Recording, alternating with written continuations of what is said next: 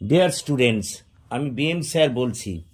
দেখো, আজ একটা গুরুত্বপূর্ণ বিষয় নিয়ে তোমাদের সামনে আমি হাজির হয়েছি।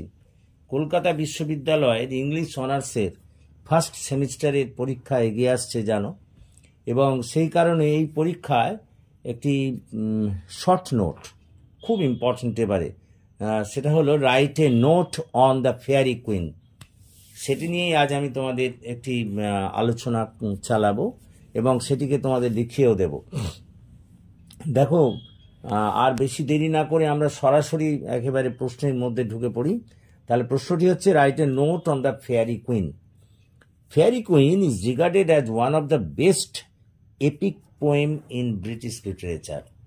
ফেয়ারি কুইনকে যেন ব্রিটিশ সাহিত্যে একটা, যতগুলো বিখ্যাত মহাকাব্য আছে তাদের মধ্যে, মহাকাব্যধর্মী কবিতা আছে তাদের মধ্যে উল্লেখযোগ্য বলে মনে করা হয়।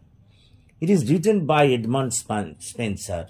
এটি লিখেছেন Edmund Spenser. It has been written in an archaic style. The subject matter has been taken from history and mythology. Actually এই এপিকটির বা এই মহাকাব্যধর্মী কবিতাটির বিষয়বস্তু নেওয়া হয়েছে ইতিহাস এবং রূপকথা থেকে।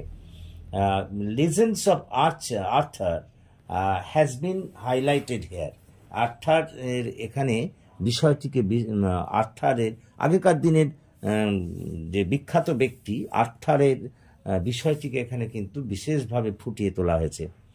Paragraph: each and every book follows a knight depicting definite and particular virtue. প্রত্যেকটা বইয়েতেই এখানে আমরা দেখি এক একজন নাইট তারা কি করেছেন, তারা এক একটা বিশেষ বিশেষ সততা নিয়ে, নির্দিষ্ট সততা নিয়ে হাজির হয়েছেন। অ্যাজ ফর এক্সাম্পল, হোলিনেস, উদাহরণ হিসেবে বলা যায় পবিত্রতা; টেম্পারেন্স, চ্যাস্টিটি, জাস্টিস, ন্যায় অ্যান্ড কার্সি, ন্যায় বা সহিষ্ণুতা প্রভৃতির মতো বিষয় নিয়ে তারা কিন্তু হাজির হয়েছেন। দ্যাট ক্যান বি, কার্সি can be mentioned here. If we analyze the subject matter, যদি আমরা বিষয়বস্তুকে বিশ্লেষণ করি, then it will be found that, তাহলে এটা দেখা যাবে যে this poem is an allegorical work. এটা একটা রূপকধর্মী কবিতা। And it has been written in praise of Queen Elizabeth I and Elizabeth notions of virtue. Actually Elizabeth I এর প্রশংসা করে বা এলিজাবেথিয়ান যে ধ্যান ধারণা তার প্রশংসা করেই এটা লেখা হয়েছে। Paragraph: in reality Spenser's intention was very clear. প্রকৃতপক্ষে স্পেন্সারের যে উদ্দেশ্য সেটা একদম বেশ পরিষ্কার ছিল। And his intention was to fashion a gentleman or noble person in virtuous in gentle disciple. Actually তার একজন ভদ্রলোকের বা মহৎ ব্যক্তির বিষয়কে তুলে ধরাই তার উদ্দেশ্য ছিল। But unfortunately enough the poem is unfinished. কিন্তু দুর্ভাগ্যবশত এই কবিতাটা অসম্পূর্ণ থেকে গেছে। The first 3 parts were published in 1590। প্রথম 3টি খণ্ড প্রকাশিত হয়েছিল 1590 সালে। And the second 3 parts were published in 1596। এবং দ্বিতীয় যে 3টি খণ্ড প্রকাশিত হয়েছিল 1596 খ্রিস্টাব্দে। Paragraph: if we go through the book 5, canto 5, যদি আমরা 5 নম্বর বইটি এবং 5 নম্বর ক্যান্টোটি পাঠ করি, then it will be found that, তাহলে এটা দেখা যাবে, sir Turpin tells the knight Artegall of Amazon queen called Radigund who defeated and enslaved him. তাহলে দেখা যাবে যে স্যার টার্পিন বলছেন যে নাইট আর্টেগাল, আমাজনের নাইট আর্টেগাল, যা র্যাডিগান্ডকে ডেকেছিলেন এবং যাকে তিনি পরাজিত করেছিলেন এবং কৃতদাস বানিয়ে রেখেছিলেন। Radigund is described as proud and haughty. র্যাডিগান্ডকে খুব গর্বিত বা অহংকারী বলে মনে করা হয়। লাস্টফুল, খুব উচ্চাকাঙ্ক্ষী, অ্যান্ড স্কিল্ড অ্যাট আর্মস, এবং খুব যুদ্ধবিদ্যায় পারদর্শী। And Artegall fights Radigund. Artegall কিন্তু এই র্যাডিগান্ডের বিরুদ্ধে যুদ্ধ করেছে, অ্যান্ড ইজ মেড ক্যাপটিভ, এবং তাকে অবশ্যই হারিয়েছে। In canto 7 it is found that, canto 7 এটা দেখা যায় যে Britomart a woman knight representing chastity with allegorical links to Elizabeth I। Canto 7-এ দেখা যায় যে একজন মহিলা নাইট, যিনি ব্রিটোম্যাট নামে পরিচিত, যার সঙ্গে এলিজাবেথ ওয়ানের একটা সম্পর্কও ছিল, অ্যালেগরিক্যাল লিঙ্কস ছিল। রেস্কিউজ আর্টিকেল, তিনি আর্টিকেলকে উদ্ধার করেন and kills her in a fight, এবং তাকে একটা যুদ্ধে হত্যাও করেন। In the process releasing Artegall and other imprisoned persons, এবং একই সঙ্গে আর্টিকেল এবং অন্যান্য বন্দীদের মুক্তিও করেন।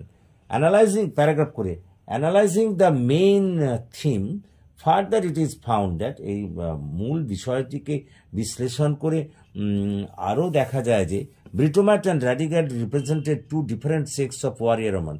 ব্রিটোম্যাট এবং র্যাডিগ্যান্ড এরা দুই বিশেষ পৃথক ধরনের প্রজাতির মহিলাদের নির্দেশ করে। Radigund the Amazon is a renegade who operates outside of the social control of men. এই র্যাডিগ্যান্ড যিনি কিন্তু পুরুষদের নিয়ন্ত্রণের বাইরে ছিলেন, বাট ব্রিটোম্যাট আপহোল্ডস প্যাট্রিয়ার্চি। অন্যদিকে ব্রিটোম্যাট কিন্তু পুরুষ শাসিত সমাজকে পছন্দ করতেন, সমর্থন করতেন।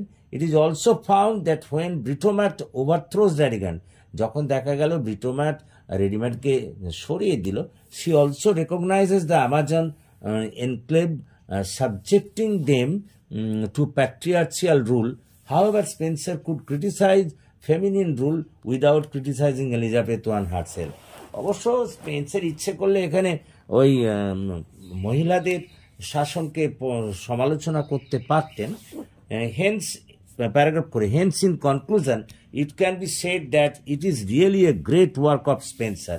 এর সমালোচনা করে সিদ্ধান্তে এটাই বলা যায় যে এটা কিন্তু স্পেন্সারের একটা সত্যি বিখ্যাত রচনা, and at the same time, এবং একই সঙ্গে it has all the features of an epic poem, এবং একটা মহাকাব্যধর্মী কবিতার সব বৈশিষ্ট্যগুলোই যে এর মধ্যে আছে এ বিষয়ে কোনো সন্দেহ নেই।